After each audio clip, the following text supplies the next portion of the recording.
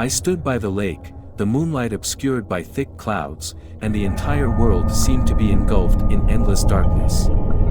The water was unnaturally still, without a single ripple, as if it was waiting for something.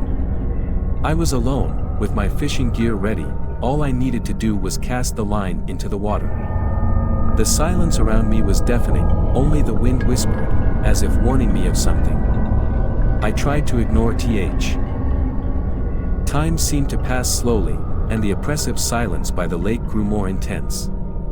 I started to doubt whether I would catch anything tonight. Just then, the fishing rod suddenly dipped, almost slipping from my hands. My heart raced as I pulled the rod up with force, but the weight on the other end didn't feel right. It wasn't the struggle of a fish, but a heavy, slow tug, as if something dead was pulling from below. A strange fear gripped me, and I felt as if I was kept pulling with all my strength. The line seemed close to snapping under the strain, and countless tiny bubbles began to surface.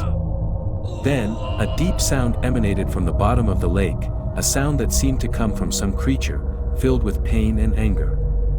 A chill ran down my spine, the rod in my hands grew unbearably heavy, and I could barely hold on to it. Whatever was below began to rise slowly, and a multitude of terrifying images flashed through my mind. This was no fish. Just as I was about to give up, ready to drop the rod and run, the surface of the water suddenly parted.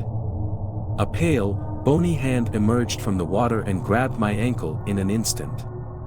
I screamed, struggling desperately, but the strength of the hand was overwhelming.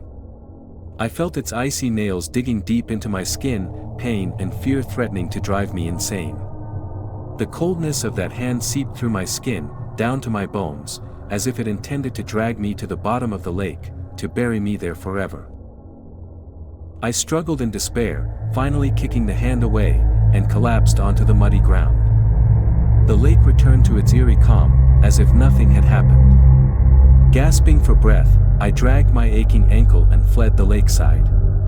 But when I turned back to look at the ominous water, I saw a dark shadow slowly sink beneath the surface, disappearing into the endless darkness. In that moment, I knew this lake was no longer a place for humans, and what I experienced tonight would haunt me for the rest of my life.